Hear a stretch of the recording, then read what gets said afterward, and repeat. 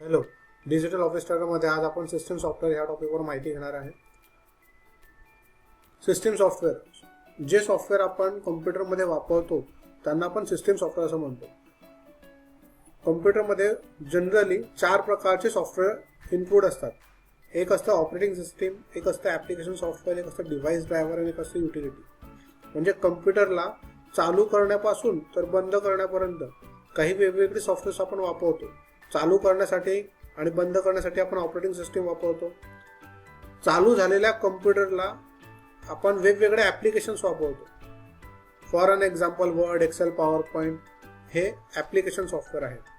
Device driver म्हणजे असे software ज्याचा वापर करून तुम्ही वेगवेगळे डिव्हाइसेस चालवू शकतात.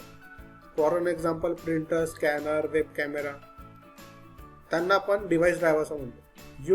युटिलिटी म्हणजे असे सॉफ्टवेअर की जे कम्प्युटरला सेवा पुरवतात. कम्प्युटर चांगलं चालायला पाहिजे त्यासाठी ते कम्प्युटरला युटिलिटी प्रोव्हाइड करतात. त्यांना आपण युटिलिटी सॉफ्टवेअर असं म्हणतो. For an example antivirus, disk cleanup, disk defragmenter हे सगळे युटिलिटी सॉफ्टवेअर्स आहे. म्हणजे कम्प्युटर चालू करण्यापासून बंद करण्यापर्यंत चालू झालेल्या कम्प्युटरला वेगवेगळे ॲप्लिकेशन जे आपण वापरतो ते सॉफ्टवेअर, वेगवेगळ्या डिव्हाइसेसला आपण चालवतो कम्प्युटर थ्रू ते सॉफ्टवेअर आणि युटिलिटी सॉफ्टवेअर. ह्या सर्व प्रकारच्या सॉफ्टवेअरला आपण मिळून आपण सिस्टम सॉफ्टवेअर असं म्हणतो. तर आपण स्टेप बाय स्टेप आता याची माहिती करून घेऊ. पहिलं आहे ऑपरेटिंग सिस्टीम. ऑपरेटिंग सिस्टीम हे असे सॉफ्टवेअर असतात जे कम्प्युटर चालू करून देतो आणि चालू झाल्यानंतर वेगवेगळ्या प्रोग्रामला व्यवस्थित चालवण्यासाठी तो मदत करतो. म्हणजे कम्प्युटरचं पूर्ण व्यवस्थापन हा ऑपरेटिंग सिस्टीम करत असतो. पूर्ण मॅनेज करणं, कम्प्युटर चालू करणं, पुढचे जे काही आपण ॲप्लिकेशन सॉफ्टवेअर चालवतो त्यांना तो चालवण्यासाठी मदत करतो ऑपरेटिंग सिस्टीम. आता ऑपरेटिंग सिस्टीम समजून घेण्यासाठी आपण त्याचे व्हर्जन बघून घेऊ. पहिले विंडोज 98 हे व्हर्जन होतं. त्यानंतर विंडोज XP हे व्हर्जन आलं, जे भरपूर पॉप्युलर झालं. त्यानंतर विंडोज ME आलं, विंडोज विस्टा आलं, विंडोज 7 जे आपण आता आपल्या MSCITला वापरतोय. विंडोज 7च्या सोबतच 0.1 पण आलं होतं, पण विंडोज 7 हे विंडोज 8.1 पेक्षा जास्त फेमस झालं. त्यानंतर विंडोज 10 हे आताचं फेमस आणि लेटेस्ट ऑपरेटिंग सिस्टीम आहे.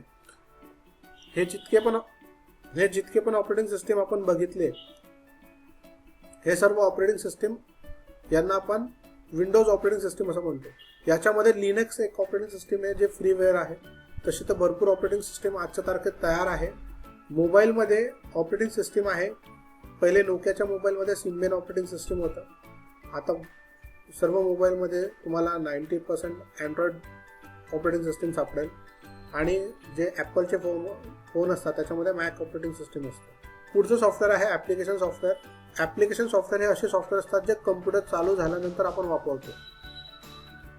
आता कम्प्युटर सुरू झाल्यानंतर आपण वेगवेगळे ॲप्लिकेशन वापरतो. वर्ड वापरतो, एक्सेल वापरतो, टॅली वापरतो, DTPचे सॉफ्टवेअर वापरतो. आपण मोबाईलमध्ये आपण व्हॉट्सअप वापरतो, फेसबुक वापरतो. हे सगळे जे काही ॲप्स असतात, ॲप्स मोबाईलमध्ये आपण त्याला ॲप्स म्हणतो, कम्प्युटरमध्ये आपण त्याला ॲप्लिकेशन सॉफ्टवेअर असं म्हणतो.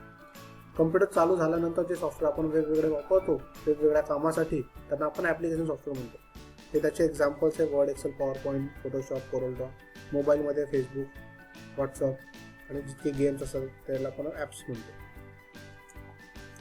डिव्हाइस ड्रायव्हर हे असे सॉफ्टवेअर असतात जे डिव्हाइसेसला चालवण्यासाठी त्याचं सॉफ्टवेअर टाकावं लागतं. For an example printer, scanner, projector हे जे काही हे डिव्हाइसेस चालवण्यासाठी आपण डिव्हाइस ड्रायव्हर म्हणजे डिव्हाइसचं सॉफ्टवेअर वापरत असतो. आणि शेवटचं युटिलिटी हे असे सॉफ्टवेअर असतात ज्याचा वापर करून आपण कम्प्युटरला विविध सेवा पुरवू शकतो किंवा त्याचा वापर करून कम्प्युटर आपल्याला सुरळीत चालण्यासाठी ते मदत करत असतं. युटिलिटीमध्ये पहिलं सॉफ्टवेअर आहे अँटीव्हायरस. हे सॉफ्टवेअर आपल्या कम्प्युटरमध्ये व्हायरस काढून देण्यासाठी मदत करतं.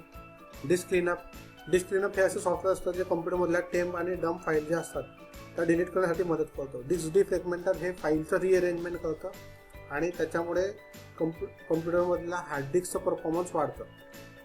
आणि अनइन्स्टॉल हे एक असं युटिलिटी आहे ज्याने आपण अनवॉन्टेड सॉफ्टवेअर आपल्या कम्प्युटरमधून काढू शकतो.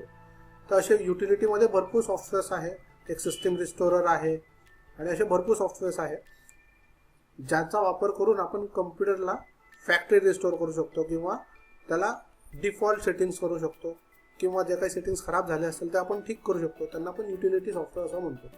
तर ह्या चारही ना मिळून म्हणजेच operating system, application software, device driver आणि युटिलिटी या चारींना मिळून आपण सिस्टीम सॉफ्टवेअर असं म्हणतो.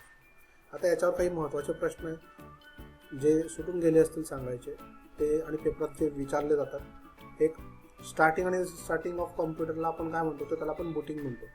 कम्प्युटरमध्ये एकापेक्षा जास्त काम करणे याला आपण मल्टीटास्किंग म्हणतो.